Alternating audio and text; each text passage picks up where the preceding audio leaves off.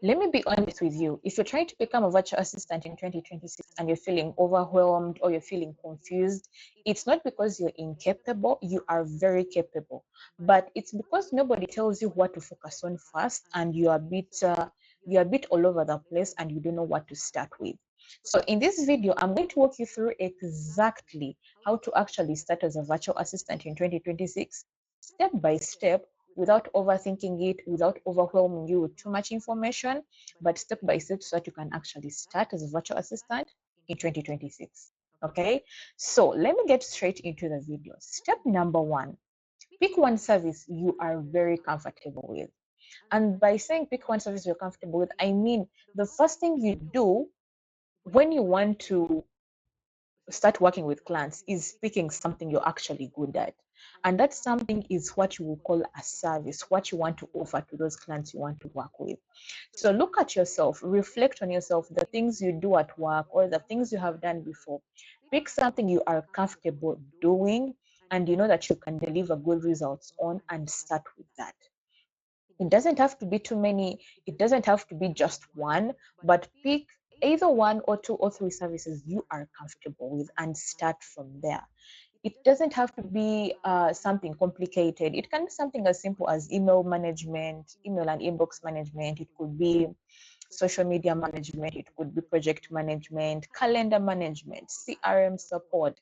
It doesn't have to be complicated for you to actually start as a virtual assistant. It does not have to be, and you don't need to overthink it. Okay, so there are so many VA services out there, too many. I can't list all of them and finish them, but they are very many. You can go through VA services and look at them and be like, okay, I can do this, I can do this very well, I also can do this, and start with that. And the key thing is, pick something you know you are very comfortable with. I've already said that. Some keyword being comfortable with, you know, you can work on and deliver very good results. So you don't need to be an expert. You just need to start with that one thing you have picked and grow from there. Step number two, pick one platform for visibility. I will continue saying this and I will continue preaching it in the next video and the next video. Always pick a platform you are comfortable with and you want to use for your visibility. After choosing your service, the next step is choosing that one platform so that you start showing up, so that you start putting content out there on that one platform. You do not need to use many platforms, just pick one and be good at it. And honestly, if I was starting as a virtual assistant today, I would not be everywhere. I would not be on every platform out there. I would just pick one and start there. So that one platform, you can focus on it for a few, it could even be years. Personally, I picked one platform and I mastered it. It took me 2 years to actually start thinking of going into other platforms. But I picked that platform, I went full in on that one platform. Then after that platform, I was like, I think I'm now comfortable to venture out into other platforms. So it could take you months, it could take you years to actually master the platform, but it could just be one platform and you go from there. So that platform, it could be LinkedIn, it could be Instagram, it could be Facebook, it could be any of those. Just pick one and start. And because it's what you are going to use to clearly position yourself as a virtual assistant, so that you reach out to clients, so that clients can also see you. They can see your content, they can see what you're offering, they can see the services you have to offer them. Okay, so that one platform is for your visibility for clients and to also reach out to other virtual assistants. Those are your peers whom you can learn from, who can learn from you. And basically, you learn a lot when you venture out using that one platform, because it's through that one platform that you will have so many opportunities coming to you. And through those opportunities, you will feel now the need to want to venture into other platforms. So, what you do, who you help, and what you offer, it is going to be all about clarity, and through that clarity it is going to build for you trust, because you're going to be showing what you do, you're going to be showing how you help, you're going to be showing the what you offer, and opportunities are going to start coming basically through that one platform. So step number three, pick one platform for getting clients. I've said pick one platform for visibility. Now this is platform for getting an extra platform, just one extra platform for getting clients. Now, specifically for getting clients, not just content, not just visibility. Now, because honestly, I feel like visibility alone is not enough. You need more, mostly when you are starting out or you're in that phase. You have already started out, but you need more. I feel like one platform is not enough. You need more than just visibility. You'll need a place where clients can actually hire you, or they will actually want to hire you from. So what so while you have that one platform for visibility, pick another one platform for, I would like to say, for client acquisition basically, but for specifically clients. The other one is for your fellow peers to see you, for potential clients to see you, for maybe brand partnership, for partnerships, collaborations, and all that. That is the visibility platform. Now, this one is for clients to strictly hire you.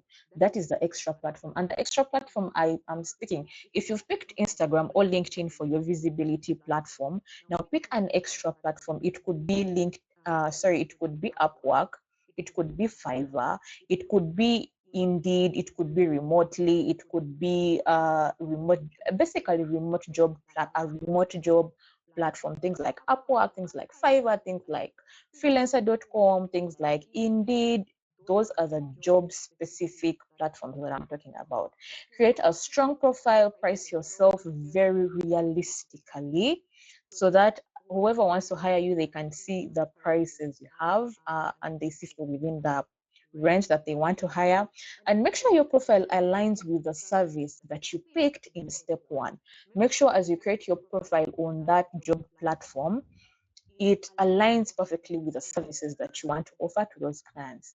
And again, one platform is not enough. One platform, yes, you have a visibility platform, but also have a job platform. Now, me personally, I have LinkedIn for my visibility, where I've also gotten clients, but it's through my LinkedIn that I've gotten collaborations, that I've gotten friends who are VAs, that I've basically got opportunities that come to me. But I am also on Upwork, where I have gotten clients who reach out to me who want to work with me directly, even though they don't know my LinkedIn. Okay. So, step number 4, build a simple portfolio. Whether you're starting out or you're in the phase of wanting to start, build a simple portfolio, even if you are not a beginner. Even if you are seasoned or experienced or in the phase of starting out, build a portfolio. Portfolio is very important. If you don't have a portfolio, there, I think it is okay, but you can have a portfolio. You do not need to be there without a portfolio, because personally, I feel like portfolios are very important for VAs. You can use mock projects if you don't have clients that you have worked with before, or clients who have given you experience on different projects and all that. You can use mock projects and create your own portfolio.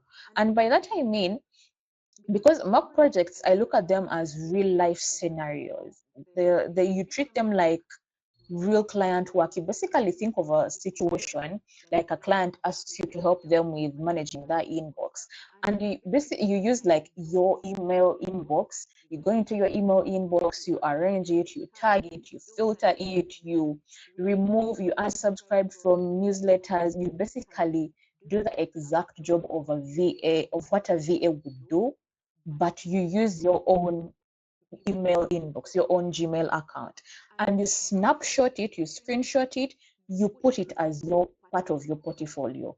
So basically, you create scenarios, you treat it like real client work that a client would actually ask you to do, and you document the process.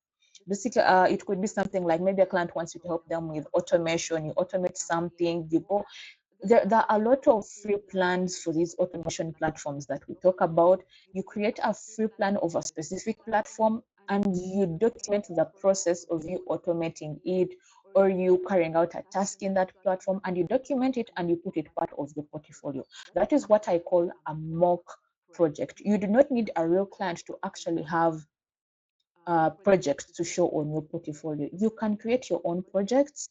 You think of what a client would want and you use that to your advantage. You use the you free the free versions of different platforms that are out there. You do exactly how it would look like and what it would look like after, and you put it part of your portfolio. There you have your portfolio. So, and another thing, if you have a job, I find it easier if you have a job or you have had a job before, because you can use tasks you already do at that job you have that align with the VS services you want to offer. You already have your job and you go through your job and be like, okay, I have this job, that these are the things that I do at my current job. Out of these jobs that I do, out of these tasks that I do, what aligns with the services I want to offer as a virtual assistant? And then you use that, you screenshot it, you screenshot whatever project is, or you document the process. And but one thing you need to take note of is always remove confidential information of whatever project you are trying to use for your portfolio. Always remove confidential information. Okay, it is very, very, very important. So your portfolio doesn't need to be perfect, it doesn't need to be fancy, it just needs to show what you can do, it just needs to show what you want to offer as a virtual assistant. Then step number 5, be active and consistent. I will say it again, be active and consistent. If you want to get clients, now that you want to start as a virtual assistant. This part is simple, but most people don't take it seriously. Being very active and being very consistent on those platforms you have chosen is very simple but crucial. Post content, engage with people, be active, because if you're not visible, clients will not know that you actually exist. So consistency will always be better than perfection. You do not need to post constant content. You do not need to post every day for 7 days. No, you can say, okay, out of 7 days, I want to be posting consistently for at least 3 days per week, or at least 4 days per week, or 2 days per week. Choose your consistency and stick with it. When you post, make sure you engage with people, make sure you are active, make sure you engage with your ideal clients' content, make sure you put yourself out there so that you don't just post and ghost, because posting and ghosting will not help you in any way. When you are posting, be serious about it. You'll be like, okay, I'm posting on Tuesday. It means I need to be active that day. Even on days you're not posting, try to be active on the platform. You can spare an extra 30 minutes per day, 1 hour per day, just to be active on those platforms you have chosen. Because it's through you being active on the platform that the algorithm will favor you more by pushing out your profile to potential leads out there, potential clients out there, potential collaborations, opportunities. So be very active and be very mindful on those platforms that you choose. Now, if all of this feels like a lot, or you want guidance, you'll be like, this is too much. I feel like it will take time out of whatever I have planned out for my day, or I need someone to sit me down and guide me through it. If you want guidance about that, something that walks you through exactly what to do step by step without thinking too much about anything, I created my VA implementation guide to help you with exactly that. It's designed to help position yourself properly for premium clients. Whether you are a brand new VA or someone restarting your VA journey, you will find the link in the description below. It will be very helpful. And if you found this video helpful to you, or you found it helpful for someone you know, you can share it, and don't forget to like the video. It will really support the channel. And make sure you subscribe. Make sure you subscribe, because I share practical, honest advice here to help you grow as a virtual assistant now, tomorrow, and whenever you need to grow as a virtual assistant. I will see you in the next one. And if you have any questions, or there is something you want to know but you don't know whom to ask, leave it in the comments below. I will make sure to come back and respond to you. Okay? Bye.